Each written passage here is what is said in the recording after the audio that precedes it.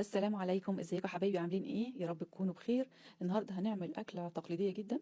هنعمل السبانخ، هنعملها باللحمه المفرومه. الاكله دي عباره عن منجم حديد، بس للاسف كتير من الاطفال مش بيحبوها.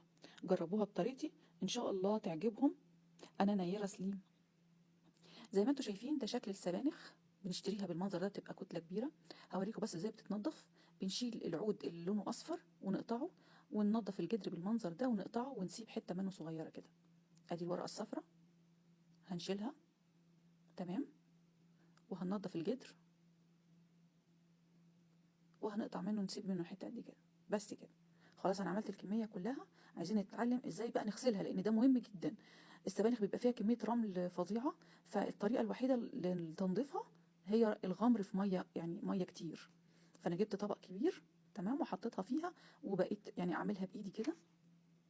همسكها بقى عود، يعني واحده واحده كده، واتاكد ادخل صبعي عند مجموعه الجدر كده، واتاكد ان هي الرمله اللي فيها نزلت.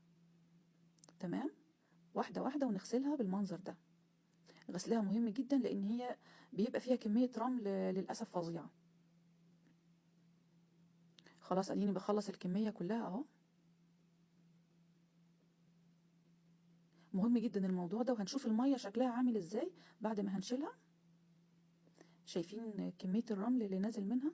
كل الترسبات اللي تحت دي نازلة من رمل، نازلة منها. فللأسف لازم ننضفها كويس جدا. شايفين كل ده نزل منها. وهنرجع كمان ندلق المية دي ونغسلها في مية جديدة. تمام. حطيناها في ميه نظيفه تاني اهو.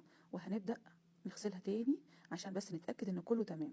للاسف انا شفت واحده من اليوتيوبر المحترمين قطعتها الاول وهي وسخه، وبعد كده غسلتها. وده غلط جدا، لان كميه الفيتامينات اللي فيها هتنزل في الميه وهنبقى ما استفدناش حاجه. فلازم تتغسل الاول وهي كده صحيحه، وبعد كده ننشفها ونقطعها. ده الصح.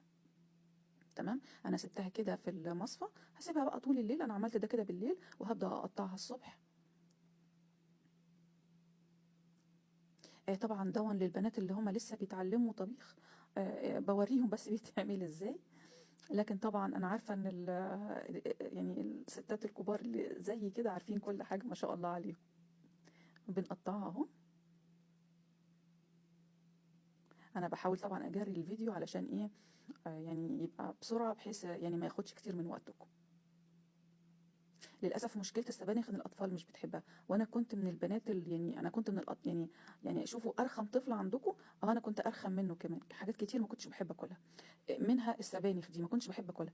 لغايه ما بدانا نعملها باللحمه المفرومه، حبيتها جدا. يعني بجد عجبتني قوي. يعني هي نفس الطريقه العاديه، بس احنا بنعملها بلحمه مفرومه مش بشوربه بس. بنقطعها يا دوب، يعني ايه، سنتي تقريبا، او نص سنتي. شايفين احنا كده قطعنا الكميه كلها. خلاص كده بقى نبدأ ايه، نجيب حلة على النار، وهنزل بزيت الزيتون.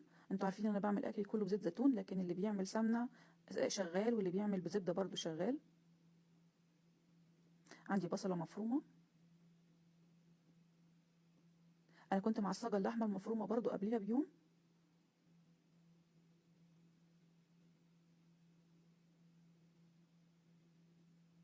الاكلة دي تتعمل بربع كيلو لحمة مفرومة، تعملي اكلة جميلة جدا، ويعني ومشبعة.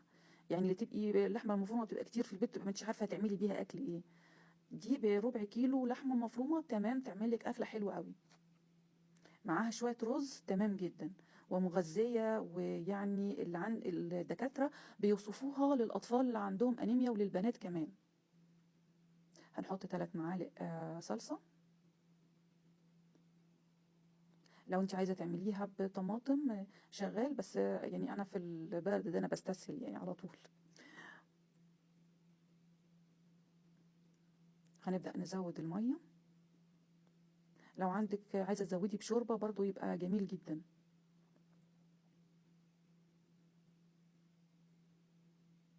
خلاص كده. هزود مية كمان. يعني أنا يعني طول الوقت أول ما بحس إن أنا محتاجة مية بزود. بعد كده بقى نحط الملح، وادي مكعب البهارات.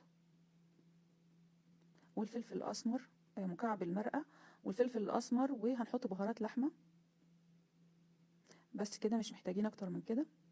عارفين انا لو بعصج اللحمه المفرومه انا بعملها كلها في حله واحده، يعني لو انا لسه ببدا وبعصج اللحمه المفرومه كنت عملتها كلها في نفس الحله.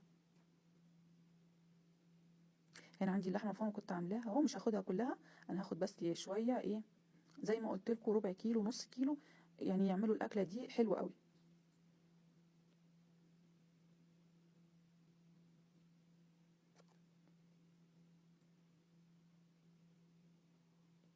تمام. عندي هنا حمص طبيخ.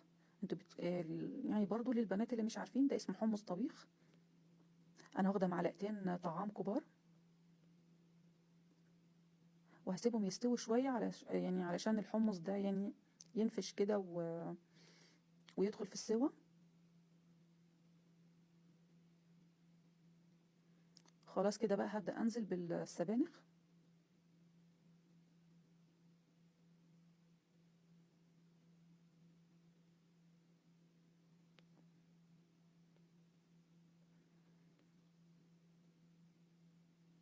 فرصة دلوقتي الولاد داخلين على امتحانات ومحتاجين اكل مغذي اكتر من الجانك فود اللي احنا بناكله، واكلة سهلة قوي، يعني هو مشكلتها بس في الغسيل وتنظيفها، مش اكتر من كده. خلاص بعد فترة ما سبتها بدأت خلاص هتخش في السوا. هبدأ هنا في المرحلة دي محتاجة صلصة احط صلصة، محتاجة مية احط مية، وادوق الملح بتاعه وارجع اعدل فيه تاني. هنا حسيت ان لونها مش كده، حطيت صلصة تاني على فكرة. ولو ملاحظين الحمص نفش اهو.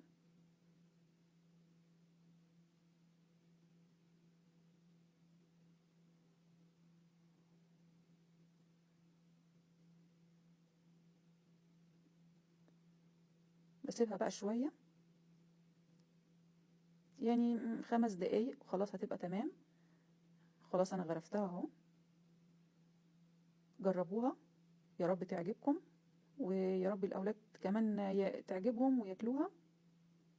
انا نيرة سليم. يا ريت بقى ما تنسونيش في اللايك وفي الشير وفي السبسكرايب علشان القناة تكبر بيكم كده يا رب. اشوفكم على فيديو جديد. باي باي.